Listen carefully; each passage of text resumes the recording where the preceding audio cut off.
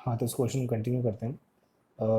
अब इसमें और कुछ रिज़र्व वगैरह हमारे पास नहीं है जो बनाना हो उस प्रॉफिट में से। सो क्रेडिट साइड में 2,50,000 और डेबिट साइड में हमारे पास 50,000 और 60,000 इंटरेस्ट ऑन कैपिटल और सैलरी के हमने इस 2,50,000 के प्रॉफिट में से दे दिया है।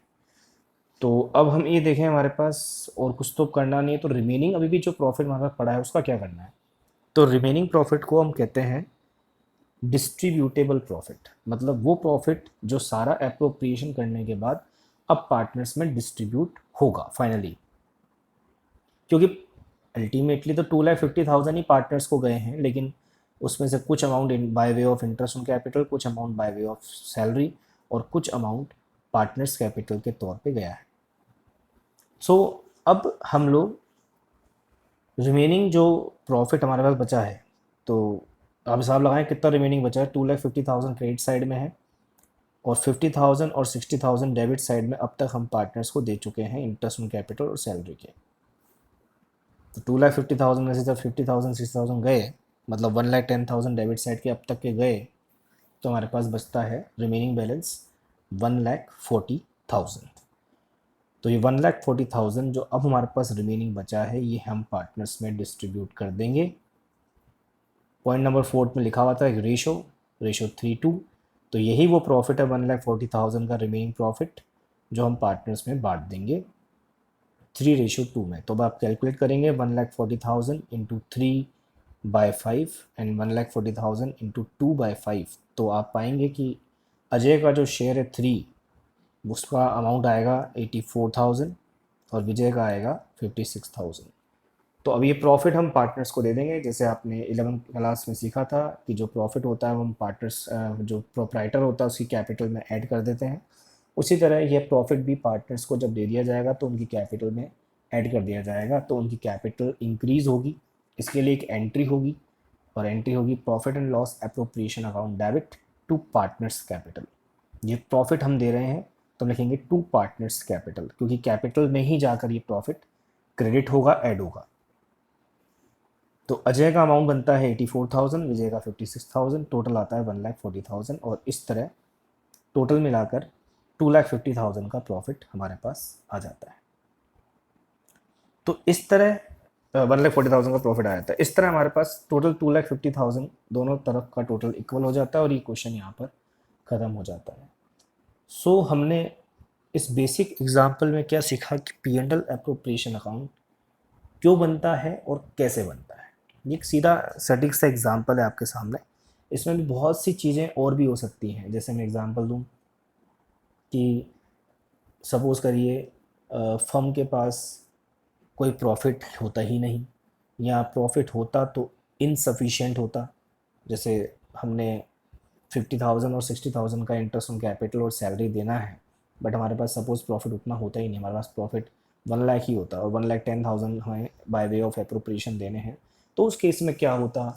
हाँ, एक क्वेश्चन ये बनता है कि सपोज़ ऊपर तो क्वेश्चन में लिखा था पार्टनरशिप डीड में ये है कि इंटरेस्ट ऑन देना है, कैपिटल सैलरी देना है, इंटरेस्ट ऑन ड्राइंग लेना है। बट सपोज़ अगर कोई डीड ही नहीं होती पार्टनरशिप में, क्योंकि मैंने कल प्रीवियस अपने जो वीडियो थी फर्स्ट वीडियो उसमें ये बताया था कि अगर डीड नहीं है, क्योंकि डीड बनाना कंपलसरी नहीं है, तो पार्टनरशिप डीड नहीं है तो उस केस में इंटरेस्ट ऑन कैपिटल सैलरी वगैरह इंटरेस्ट ऑन ड्राइंग ना दिया जाता है ना लिया जाता है। सिर्फ जो प्रॉफिट है उसे पार्टनर्स में डिस्ट्रीब्यूट किया जाता है सिंपली, और कुछ नहीं करना। हाँ, अगर कोई लोन किसी पार्टनर ने फर्म को दिया है तो उसे 6% के रेट से इंटरेस्ट दिया जाएगा। तो ये है बेसिक एग्जाम्पल आपके सामने प्रॉफिट एंड लॉस एप्रोप्रिएशन का। मैंने एक वर्कशीट आपके साथ शेयर करी थी प्रीवियस क्लास में, और उस वर्कशीट में भी आपके पास कुछ प्रॉफिट एंड लॉस एप्रोप्रिएशन से रिलेटेड क्वेश्चन होंगे।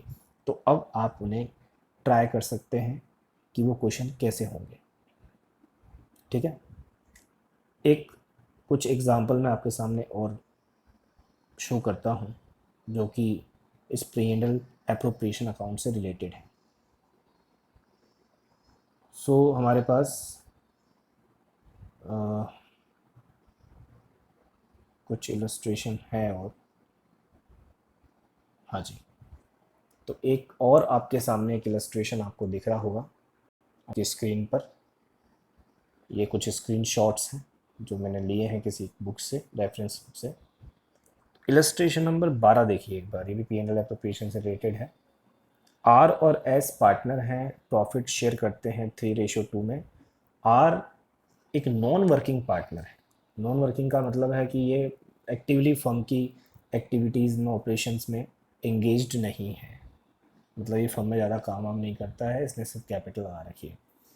तो ही contributed 5 lakh as his capital, उसने 5 लाख रुपए कैपिटल के लगाए हैं। S did not contribute any capital, जबकि एस ने कुछ भी नहीं लगाया, जो भी कुछ लगाया है वो आर ने ही लगाया है। ठीक है, तो पार्टनरशिप डीड कहती है इंटरेस्ट ऑन कैपिटल देना है 10% पर एनम, और सैलरी देनी है एस को 2500 पर एनम। तो यहाँ पर जो नेट प्रॉफिट है वो before providing interest on capital और सैलरी 40,000 है फॉर द ईयर एंडेड 31 मार्च 2017। अब आपको डिस्ट्रीब्यूशन दिखाना है प्रॉफिट का, मतलब यहाँ भी क्वेश्चन ये तो नहीं कह रहा profit and loss appropriation account बनाओ, बट यहाँ भी हमें प्रॉफिट का ही डिस्ट्रीब्यूशन करना है। तो डिस्ट्रीब्यूशन करने के लिए हमारे पास वही हमारा अकाउंट है, profit and loss appropriation account.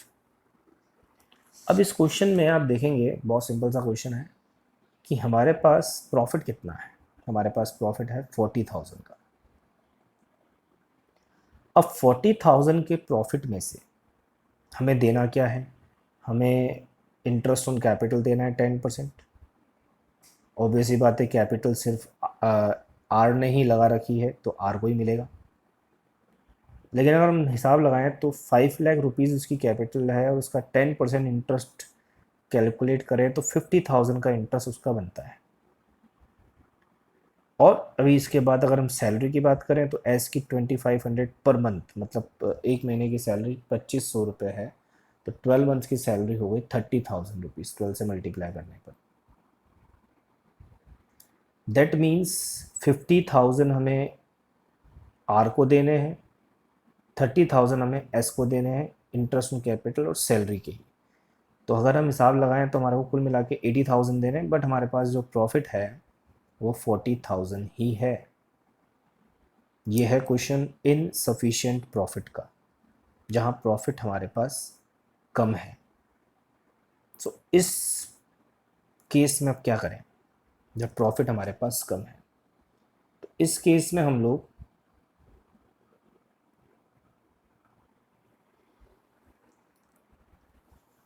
क्या करेंगे, ध्यान देंगे कि प्रॉफिट ऐसा तो है नहीं कि अब आपको जो है 80,000 का ही अमाउंट दे देना है bye way of interest on capital and salary.